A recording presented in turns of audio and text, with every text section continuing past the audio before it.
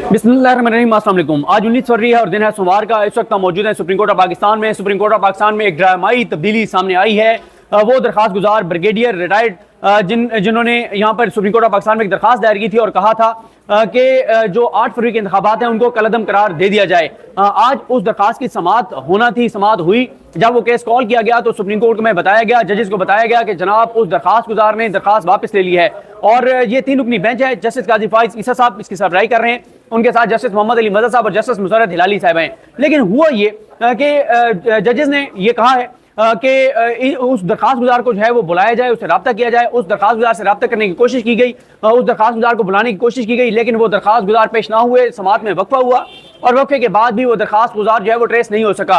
अब supreme court of Pakistan ने बुध के दिन तक समाअत जो है वो मुलतवी कर दी है। बुध के दिन दोबारा समाअत होगी। एक बड़ा सवाल ये सामने आ रहा है कि उस मुहिब वतन पाकिस्तानी ने दरखास्त दायर क्यों की थी और फिर दरखास्त वापस क्यों ले ली। और अगर एक दरखास्त गुजार दरखास्त वापस ले चुका है तो supreme court of Pakistan, chief justice Pakistan क्यों जो है वो इस दरखास्त को सुनना चाहते हैं। इसमें मैंने अदालती मामलात को समझने वाली, करीब से देखने वाली एक आम शख्सियत से बात की। मैंने कहा क्या वजह है कि काजी फाइज ईसा साहब ये दरखास्त सुनना चाहते हैं बावजूद इसके कि दरखास्त गुजार दरखास्त वापस ले चुका है, लेना चाहता है। तो उनका ये कहना था कि उनका ख्याल ये है कि chief justice Pakistan justice Qazi Faez ईसा साहब 8 फरवरी के बदतरीन इलेक्शंस, पाकिस्तान की तारीख के जो बदतरीन इलेक्शंस हैं उस पर ठप्पा लगाना चाहते हैं, उस पर मोहर लगाना चाहते हैं और बताना चाहते हैं कि ये इंतखाबात साफ शफाफ थे और पाकिस्तान की तारीख के सबसे शफाफ इलेक्शन थे। क्योंकि इन 8 फरवरी के इंतखाबात का बराह रास्त ताल्लुक chief justice Pakistan justice Qazi Faez ईसा साहब और सुप्रीम कोर्ट ऑफ पाकिस्तान से है। क्योंकि यही वो बेंच है जिनके सामने लेवल प्लेइंग फील्ड का मामला था और लेवल प्लेइंग फील्ड ना मिलने के ऊपर और जिस तरह के फिर फैसले आए सुप्रीम कोर्ट से तो पीटीआई ने लेवल प्लेइंग फील्ड की दरखास्त वापस ले ली थी। यही वो बेंच था जो आज केस सुन रहा था, जिसने बल्ले का निशान वापस लिया। और जब उन्होंने बल्ले का निशान वापस लिया तो उसके बाद हॉर्स ट्रेडिंग का और बदतरीन धांधली का और ये सारा कुछ जो कुछ पाकिस्तान में हुआ है उसका रास्ता खुला। क्योंकि पीटीआई के जो लोग जो पीटीआई के नामजद करदा थे, पीटीआई के उम्मीदवार थे, पीटीआई के हमारे जाफ्ता थे, पीटीआई की वजह से इमरान खान को उनको वोट पड़ा। अब उनकी वफादारियां तब्दील कराई जा रही हैं, उनको उठाया जा रहा है, मरियम नवाज की झोली में डाला जा रहा है। अगर वो बल्ले के निशान पर लड़ते तो मरियम नवाज वज़ीर-ए-आला पंजाब नहीं बन सकती थी। मरियम नवाज अगर वज़ीर-ए-आला पंजाब बन रही हैं तो वो सुप्रीम कोर्ट के उस फैसले की वजह से बन रही हैं जिसमें जस्टिस काजी फाइज ईसा साहब, जस्टिस मोहम्मद अली मदद साहब और जस्टिस मुसर्रत हिलाली साहिबा ने बल्ले का निशान वापस लिया था। और तीसरा जो मामला है वो सुप्रीम कोर्ट ने, क्योंकि जब ये कहा था कि 8 फरवरी का इलेक्शन पत्थर पे लकीर है, तो उसके बाद फिर उस दौरान इलेक्शन से पहले लाहौर कोर्ट ने एक नोटिफिकेशन मुअत्तल कर दिया था इलेक्शन कमीशन ऑफ पाकिस्तान का, जिसमें ये कहा गया था कि जनाब ये जो आरोज हैं जो आप ब्यूरोक्रेसी से ले रहे हैं ये साफ शफाफ इंतखाबात नहीं करवा सकते, अदलियत से लिए जाएं। लेकिन काजी फाइज साहब ने उस ऑर्डर को जो है वो कलअदम करके और इलेक्शन कमीशन का नोटिफिकेशन बहाल कर दिया था।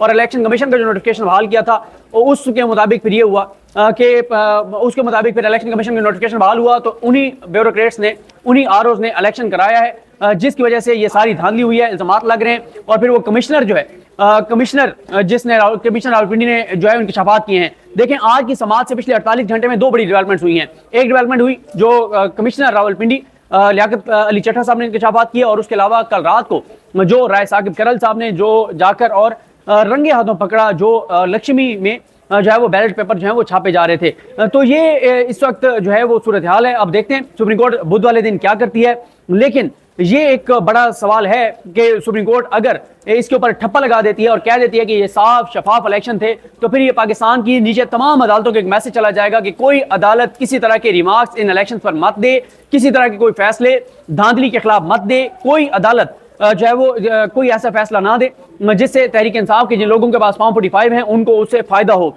देखें बड़ा हैरान कुन है, बड़ा तशवीशनाक है और पाकिस्तान के लोगों के लिए एक कोई अच्छी चीज़ नहीं है और पाकिस्तान के लिए, रियासत पाकिस्तान के लिए ठीक नहीं है कि पाकिस्तान के 90% लोग पाकिस्तान की अदालतों पर अब एतमाद नहीं करते। और ये बड़ा तशवीशनाक है कि इस इलेक्शन में 8 फरवरी के इलेक्शन में 200 के करीब सूबाई और कौमी असम्बली की नशिस्तें हैं जिसमें जो जीतने वाले हैं उनके पास फॉर्म 45 मौजूद हैं। लेकिन इलेक्शन कमीशन ने और उनके आरओज ने फॉर्म 47 जो है वो जाली तैयार करके जारी किए हैं और उस पर नून लीग के लोगों को जितवा दिया गया है। लेकिन 8 फरवरी से लेकर आज 19 फरवरी तक 11 रोज में पाकिस्तान की किसी एक भी अदालत के किसी एक भी जज ने यह नहीं कहा कि जनाब फॉर्म 45 के मुताबिक काउंट करके और फॉर्म 47 जारी किया जाए। ये बहुत हैरान कुन है, ये बहुत तशवीशनाक है, ये बड़ी परेशान कुन सूरत हाल है। कि पाकिस्तान की किसी एक भी अदालत के किसी एक भी जज ने ये जुर्रत नहीं की। हालांकि उनके हालत तो यही कहता है कि आप आइन कानून के मुताबिक अपने हलफ के मुताबिक फैसले करें, लेकिन सूरत हाल जो है वो आपके सामने है। अब ये दरखास्त एक ऐसे वक्त में सुप्रीम कोर्ट के पास आई है जब पूरी दुनिया का मीडिया चीख चीख कर बता रहा है कि पाकिस्तान में 8 फरवरी को क्या हुआ। दुनिया के कई ममालिक, ताकतवर ममालिक कह रहे हैं कि पाकिस्तान के लीगल फ्रेमवर्क के अंदर रहते हुए तहकीकात होनी चाहिए धांधली के हवाले से, और पाकिस्तान के जो लीगल फ्रेमवर्क है उसमें सबसे बड़ी अदालत सुप्रीम कोर्ट ऑफ पाकिस्तान है। चीफ जस्टिस पाकिस्तान उस अदालत के, उस इदारे के सरबराह हैं। तो सबसे पहले वो मामला सबसे आखिरी फोरम पर आ गया है जो कि सुप्रीम कोर्ट ऑफ पाकिस्तान है। अगर सुप्रीम कोर्ट ठप्पा लगा देती है 8 फरवरी के इलेक्शन पर कि ये साफ शफाफ इंतखाबात थे, तो फिर उसके बाद तो चैप्टर जो है वो क्लोज हो जाता है, और उसके बाद तो फिर कोई नीचे की अदालत कोई ऐसी चीज नहीं करेगी जिससे जो इसमें धांधली हुई है उसके खिलाफ वो कोई ऑर्डर्स दें, ये नहीं हो सकेगा। पहले ही वो नहीं दे रहे, जब सुप्रीम कोर्ट ठप्पा लगा देगी 8 फरवरी के इंतखाबात पर, तो उसके बाद फिर मरियम नवाज साहबा जब वज़ीर आला पंजाब बना दी जाएंगी तो वो भी बार बार कहेंगी कि काजी फाइज ईसा साहब ने इन इंतखाबात को साफ शफाफ करार दिया हुआ है। तो वो फिर कैसे कहेंगी, फिर क्या कौन और कैसे कहेगा कि जनाब ये इंतखाबात साफ और शफाफ नहीं थे। बिल्कुल आपको याद होगा इसी तरह से जैसे पेशावर हाई कोर्ट का एक फैसला था कि पीटीआई के लोगों को एक के बाद दूसरे, दूसरे के बाद तीसरे, तीसरे के बाद चौथे, चौथे के बाद पांचवें केस में गिरफ्तार किया जा रहा था।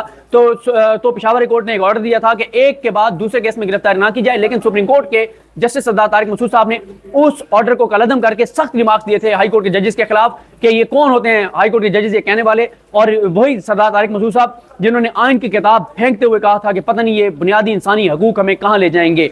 तो जब सुप्रीम कोर्ट कोई ऑब्जर्वेशन दे देती है, रिमार्क्स दे देती है, तो वो नीचे के जजेस पे बहुत जो है वो असरअंदाज होते हैं। तो जब सुप्रीम कोर्ट 8 फरवरी के इंतखाबात पर ठप्पा लगा देगी, मोहर लगा देगी कि ये साफ शफाफ इंतखाबात थे, तो फिर किसी अदालत के किसी जज की जरूरत नहीं होगी कि वो जज इसके खिलाफ जाए। वो पहले ही नहीं जा रहे, पहले ही बेचारा को हिम्मत नहीं कर रहा जज पूरे पाकिस्तान की किसी अदालत का, तो यहां तो फिर बहुत दूर की बात है। आज इलेक्शन कमीशन ऑफ पाकिस्तान में कोई 80 के करीब 80 से 90 हल्कों के केसेस की समाअत है, और बाकी जो बड़ी और अहम सूरत हाल तो ये देखनी होगी कि जो लक्ष्मी वाले में बैलेट पेपर्स हैं उनके ऊपर क्या होता है। राय साकिब खरल साहब के वाले से भी मैं चेक करूंगा, बहुत एक वो सामने नहीं है, वो कहाँ पे हैं, क्या सूरत हाल है। अल्लाह ताला उनको महफूज रखे।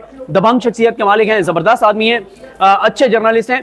और एक चीज और आप देखें कि पूरी दुनिया का मीडिया, इंटरनेशनल मीडिया जो है वो पीटीआई के लोगों को तो ले रहा है, वो अलीमा खान साहब को ले रहा है, इवन के अवैस जखड़ जो नियाज जखड़ साहब के बेटे हैं लहिया बैठे हैं, वो रशियन चैनल्स के ऊपर बैठकर इमरान खान का मुकदमा लड़ रहे हैं लहिया में बैठ के। लेकिन फॉर्म 47 के जीते हुए जो लोग हैं नून लीग के, जो लक्ष्मी के बैलेट पेपर से जीते हुए हैं, उनमें से किसी एक को भी इंटरनेशनल मीडिया के किसी चैनल ने, थक्कड़ गए गुजर चैनल ने भी अभी तक उनमें से किसी को जो है वो नहीं लिया, किसी का इंटरव्यू नहीं किया। तो ये इस वक्त तक की सूरत हाल है। सुप्रीम कोर्ट में जो है वो ड्रामाई तब्दीली आ चुकी है, और जो दरखास्त गुजार हैं ब्रिगेडियर साहब वो गायब हो गए हैं, वो नहीं मिल रहे, और कोई उनका अता पता नहीं है, उनको ढूंढा जा रहा है, उनको तलाश किया जा रहा है। सुप्रीम कोर्ट ने कहा है कि उनको पेश किया जाए, और वजह मैं आपको बता चुका हूं कि सुप्रीम कोर्ट अगर 8 फरवरी के इंतखाबात पर ठप्पा लगा देती है, साफ शफाफ करार दे देती है, तो फिर पूरी दुनिया के मीडिया में नून लीग कहेगी कि जनाब हम नहीं, supreme court of Pakistan, chief justice Pakistan justice Qazi Faez Isa इन इलेक्शन को साफ शफाफ करार दे चुके हैं। लेकिन बात फिर ये भी आएगी कि दुनिया के बहुत से ममालिक ये कह चुके हैं कि जो पाकिस्तान की अदालतों का इस इलेक्शन में किरदार था उस पर वो सवाल उठा चुके हैं कि जो बल्ले का निशान वापस लिया गया है ये बड़ी धांधली के बड़े मंसूबे का एक हिस्सा था। ये दुनिया के कई ममालिक कह रहे हैं, इंटरनेशनल मीडिया कह रहा है, और इस वक्त अगर आपने देखना है पाकिस्तान के इंतखाबात पर, तो आप इंटरनेशनल मीडिया कोई भी उठा के देख लें, आपको पता चल जाएगा कि इंटरनेशनल मीडिया क्या कह रहा है। तो ये जनाब अब तक की सूरत हाल है, और जो भी इस हवाले से मजीद तफसीलात होंगी उससे आपको आगाह करेंगे। मुझे अपनी दुआ में याद रखें। अलकरीम हम सब कामी नासरो। अल्लाह हाफिज़।